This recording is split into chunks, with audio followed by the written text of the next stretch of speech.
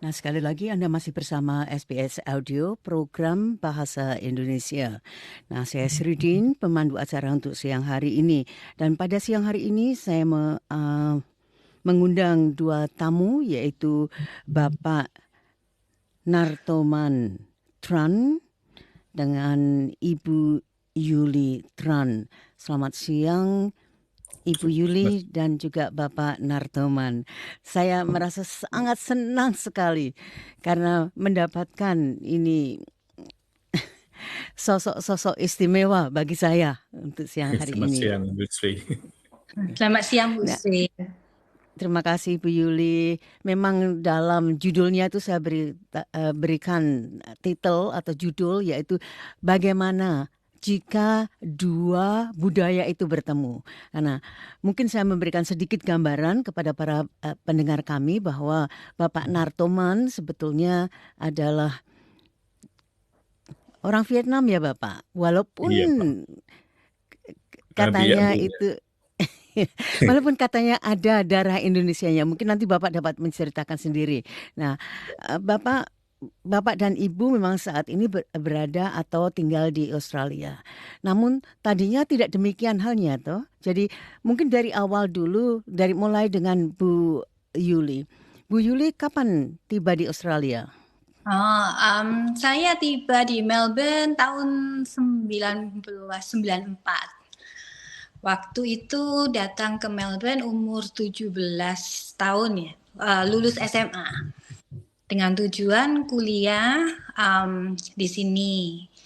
Jadi sesudah kuliah, pas lulus kan tahun 1998. Nah, waktu angkatan saya itu karena peristiwa Mei di Indonesia, jadi kita kayaknya stuck gitu di sini, nggak bisa pulang, jadi harus ambil master degree. Sekolah, ya. Sekolah lagi. Jadi kayaknya saya ketemu Bapak Natomannya itu waktu Ada saya bapaknya? saya first year undergraduate, dia first year master degree gitu. Iya. Nah, jadi ini ketemu sama-sama di perguruan tinggi ibaratnya kan begitu. Nah, Benar, ketemu di Bapak Melbourne. iya, Bapak sendiri kalau saya tidak keliru dari ceritanya siapa ya? Mungkin kalau Jessica. dalam bahasa kalau dalam bahasa Vietnam itu apa burung kecil itu apa, Bapak? Itu. Oh, burung kecil. Iya, iya. Con chim nhỏ. Con Kim Yo ya, ya.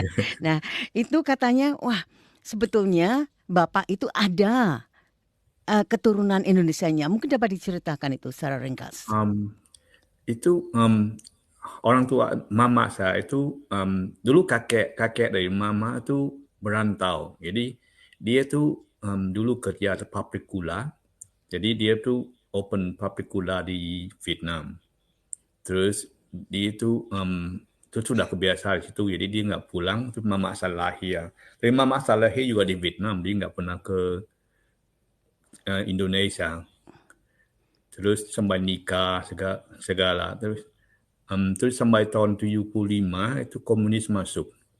Ya, itu bapak saya itu kerja untuk pemerintah yang lama. Terus dia juga ikut perang tuh. Jadi bapak saya kan masuk penjara itu, mereka bilang camp re-education, tapi Iya. sebenarnya camp itu loh, kerja paksa anyway. So sesudah bapak saya tuh selesai kuliah, selesai masuk penjara tuh keluar tuh kita pulang ke Indo. Tapi lakinya mama saya masih simpan paspor Indo. Jadi kita tuh nggak ada pilihan. Jadi kita tuh harus keluar because the communist is very hard. Waktu itu kan komunis yang kuasa. Jadi bapak saya kan termasuk orang dari pemerintah yang lama. Jadi kerja juga susah. Jadi kita tuh kita waktu itu bilangnya repatrian ya. Jadi pulang ke kampung halamannya. Jadi kan dibawa sama duta besar dari Indonesia. Kita kan dari tahun 75, sebelum 75 kan masih ada kedutaan Indo di situ. 75 kan nggak ada hubungan lagi because Vietnam become Iya. komunis.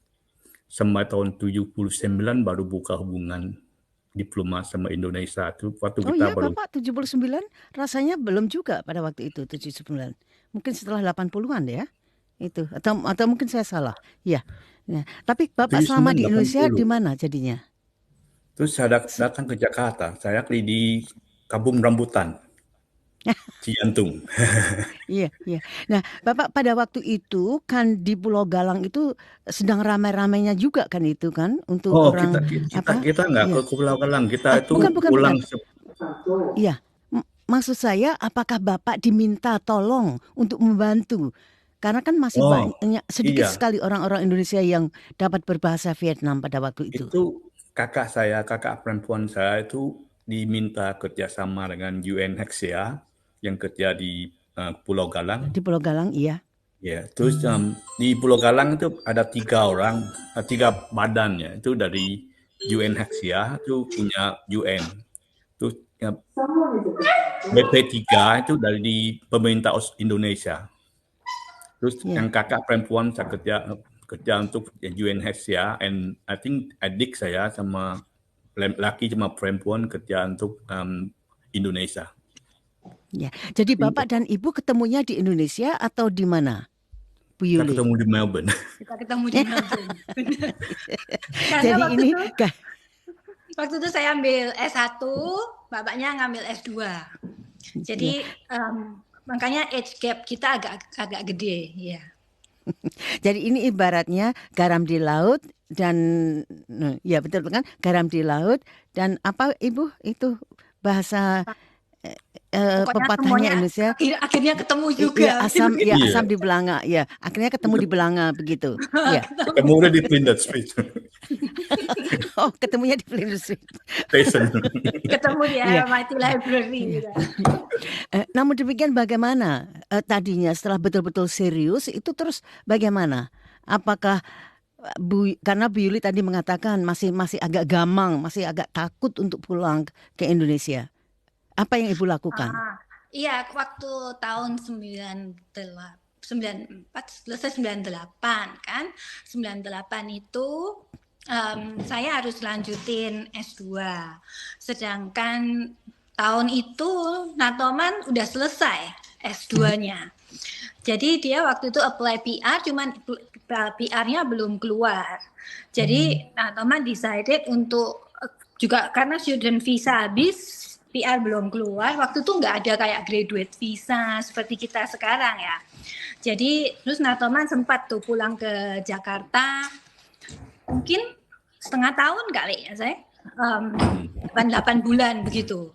Jadi kita long distance 8 bulanan, habis itu PR dia keluar, balik lagi ke Melbourne.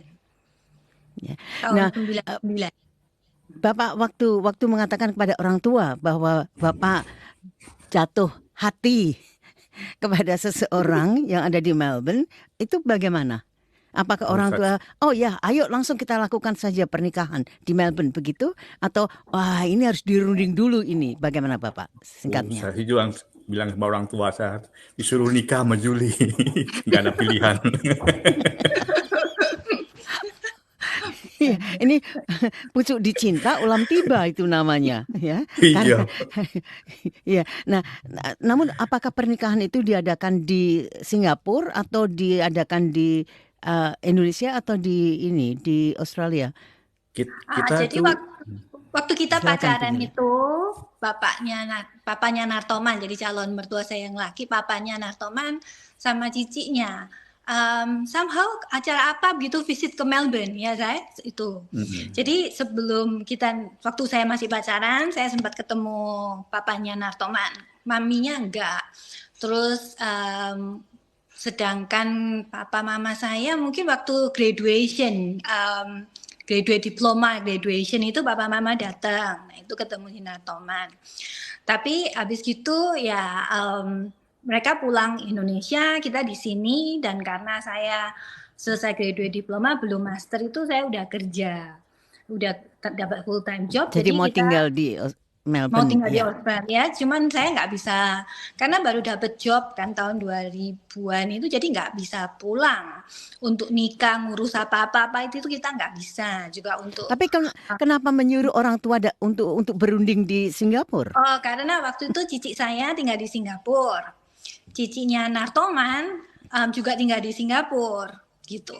Nah, tanpa nggak pakai janji, nggak pakai apa, waktu itu orang tua saya visit cici saya karena kayaknya cici saya ngelahirin or something, pokoknya stay di Singapura quite long time. Terus papa mamanya Nartoman ke Singapura visit cici dia. Jadi kita bilang udah mungkin easier Sekalian. kalau sekalian mereka Iya, iya. ketemuan di situ aja gitu. Iya. Jadi cici Nah, dia sama orang tua dia, ciciku sama orang tua. ya, Kitanya jadilah nggak ada, kita jadi. di Melbourne. Orang sudah ada, orang sudah direstui kok. Bagaimanapun juga. Bapak, selama ini apakah di dalam rumah tangga Bapak itu menggunakan 2 bahasa atau 3 bahasa atau bagaimana itu? Aku sih harus pakai 3 bahasa, bukan cuma 2. Kan aku harus ngomong sama orang tua bahasa Vietnam, terus sama Julie bahasa Indo, sama anak-anak bahasa Inggris. Bahasa Mereka, Inggris. yeah. Pusing. Yeah, Bukan masalahnya pusing. Ya. bukan, kan sekarang kan aku banyak kerja, jadi kadang-kadang itu dulu waktu belajar bahasa Indo itu aku belajar dari artinya. Waktu kita pulang ke Indo, kita nggak punya kamus Indo sama Vietnam. Jadi harus pakai kamus Indo, Inggris, Vietnam. Tapi kan langsung masuk SMA, jadi udah nggak tahu apa. Kan kelamaan ya, saya buang semua, cari pacar, Biar langsung saja. belajar. Ya. Langsung saja. Ada orangnya di sampingnya kok ya. Begitu. Iya, Nah, jadi sekarang Bapak, itu, ya sorry. ya, Sekarang Bapak saya itu selama, kadang-kadang, ya, Ibu, go on, silakan. ya. Yes. Silakan. Jadi kadang-kadang saya itu tahu bahasanya dalam bahasa Vietnam, tapi nggak tahu bahasa Indo. Kadang-kadang tahu bahasa Indo, tapi nggak tahu bahasa Vietnamnya itu. Tidak apa-apa, Bapak. Masih dapat ditanyakan itu. Nah, Bapak, jadi kalau kita melihat budaya masing-masing itu bagaimana? Apakah ada, katakanlah, yang saling overlap ya, atau ada yang bertentangan, Bapak, antara budaya Vietnam dan budaya Indonesia? Hampir sama ya. Kita juga kayak tipe orang Asia lah. Jadi masih ada kayak macam hormati orang tua. Generationku tuh biasanya X ya. Kita tuh biasanya orang tua yang menentukan semuanya. Jadi budayanya ya agak hampir sama lah. Tidak begitu beda banyak. Benar, budayanya hampir sama, cuman ada ya mungkin lebih ke backgroundnya kita, how we grew up kan memang beda gitu backgroundnya ada Maksudnya, beda. Ibu? Itu Nartoman suka panggil saya tuh kapitalis gitu katanya dia. Ya. Soalnya kan Karena saya cari uang terus atau bagaimana maksudnya? kapitalis tuh karena saya suka gini loh, ke contoh yang gampang, makan roti aja, makan roti. Saya tuh dari kecil kalau makan roti tuh nggak ada ya, itu kerasnya tuh di trim out gitu kan. Kan di Indo kan ada yang beli langsung nggak ada kerasnya gitu. Nah itu kan jadi saya sampai sekarang juga waktu anak-anak kecil tuh saya guntingin tuh pokoknya nggak ada kerasnya gitu. Sedangkan dia kan grow up kan waktu zaman perang itu, dia bilang kan udah laki bisa makan roti, beneran. Jadi kalau yang model saya itu kalau di Vietnam tuh dipanggil kapitalis gitu kan. Iya, Bapak banh mi kan memang yang enak yang kerasnya ya Bapak ya? Iya, itu yang di luarnya itu crunchy ya. Di dalamnya itu soft sekali ya. Ya, gurih sekali, apalagi kalau itu dimakannya bersama-sama dengan orang banyak seperti di Pulau Galang begitu, itu kan lebih nikmat, Bapak. Ibu Sri harus coba yang di Vietnamnya. Di Vietnam dulu rumah saya itu depannya itu banyak makanan, itu salah satunya pabrik rotinya. Jadi pagi-pagi itu baunya wangi sekali. Terus di luarnya tuh kayak kerupuk gitu, di dalamnya kayak itu loh, kayak kapas gitu. Iya, iya, iya. Saya mengerti. Saya mengerti dan dapat membayangkan itu Bapak. Wah, apalagi kalau baru saja keluar itu dari ovennya. Walaupun itu ovennya mungkin bukan oven yang benar, tapi rasanya tetap juga enak sekali. Nah, jadi dalam hal makanan selama ini itu bagaimana? Apakah ibu atau bapak selalu ya pokoknya asal aja deh apa yang dimauin atau memang ada ini spesial apa makanan Vietnam atau nanti kapan lagi bikin spesial makanan Indonesia, Bu Yuli? Oh, kalau makanan itu dulu waktu masih awal-awal, jadi mamanya Nartoman juga masih cukup muda, kuat begitu, itu kita setiap seminggu, pertama-tama tuh setiap seminggu 2 minggu gitu mertua selalu masak misalnya pho atau bún bò Huế, Vietnamese food lah ya. Terus jadi kita kumpul semua, jadi anak dari saudara Nartoman semua, karena saya nggak ada saudara kan di sini. Jadi Ambil saya makan saudara Ibu. Ambil saya ya. jadi saudara saja supaya saya dapat ikut makan. Iya, selalu begitu. Jadi mertua tuh bikin misalnya 15 bowls of bún bò Huế, pho gitu. Jadi saya sambil belajar juga awal-awalnya. Jadi belajar ya sambil bantuin belajar. Jadi kalau Vietnamese food, I think kalau dari keluarga Nartoman, walaupun sempat tinggal di Indonesia 10 tahunan mungkin ya, mereka masih prefer Vietnamese food rather than Indonesian. Iya, Jadi kalau anak-anak udah tahu, cuman kalau saya sometimes we cook Indonesian food juga gitu. Jadi kalau misalnya siapa birthday gitu, nasi kuning begitu tuh kan bagi Indo kan celebration gitu. Nah itu misalnya mertua birthday gitu, saya kadang buat nasi kuning situ gitu. Karena itu lebih ke celebration menu. Kalau untuk Bapak sendiri bagaimana? Apakah ada hal-hal khusus yang ya disukai misalnya atau tidak disukai? Paling nggak disukain tuh, tapi sekarang udah biasa ya. Kita tuh selalu makan tuh makanannya harus panas. Kalau orang Surabaya tuh biasa nasi bungkus, jadi kadang-kadang tuh nasinya dingin dimakan. Jadi kadang-kadang itu agak susah. Tapi lama-lama ya oke lah, aku juga makan yang dingin. Tapi itu di Vietnam biasanya kita makan tuh harus panas. Harus panas-panas sekali, iya. Tapi kata orang kalau nasi itu memang lebih baik dingin daripada panas, Bapak. Nah, tidak apa-apa itu kita kesampingkan. Katanya itu yang berhubungan dengan dengan kesehatan. Nah, Bapak jadi selama ini itu terutama untuk pendidikan anak-anak itu putra kembar Bapak dan Ibu itu, apakah cenderung untuk ke Vietnam atau ke Indonesia, Bapak? Oh, kita biasanya pick up yang bagus lah. Itu yang bagus. Ya, itu enaknya yang punya anak kita bilang hybrid itu, kita kan grown up dengan multi budaya. Ya kita tuh bisa lihat yang mana bagus. Biasanya ya setiap budaya ada kebagusan itu loh. Jadi kita tuh pick up yang bagus, kita kasih tahu dia nggak pedulinya itu Vietnam atau Indonesia. Japanese, sometimes we do Japanese style. Iya, itu lain lagi, Bu. Karena karena Nartoman kan dia kerja di Japanese company. Terus anak-anak juga dulu grew up kan we do violin Suzuki method. Jadi like discipline, like every day you do certain hours of practice, this kind of thing. Tapi kalau dari pihak mertua saya yang laki kan educator. Itu he always remind me, itu kan dia selalu ingetin biarin anak-anak itu main berkembang, gitu. Berkembang, main sesuai umurnya. Jangan dipaksa belajar terus atau violin terus atau apa. Dia itu bilang dia nggak pernah khawatir cucu-cucu dia atau anak-anak dia itu nggak perform academically. Dia bilang but let them be kids themselves. Jadi saya selalu diingat, kadang kalau nggak sempat ketemu mertua laki, dia pesan Nartoman juga sama, bilang Yuli jangan pressure anak-anak, misalnya gitu. Bu Yuli dan Bapak Nartoman, sebetulnya banyak sekali yang ingin saya tanyakan, tapi mungkin kita simpan dulu untuk pertemuan kita yang akan datang. Karena tadi sudah disebutkan, yaitu tentang masalah belajar violin atau biola itu sangat menarik juga. Ada hal-hal yang dapat kita pelajari di situ. Sekali lagi, terima kasih dan selamat sore Bapak Ibu. Terima Terima kasih. kasih Bu Sri. Ibu. Selamat sore. Bye. Bye.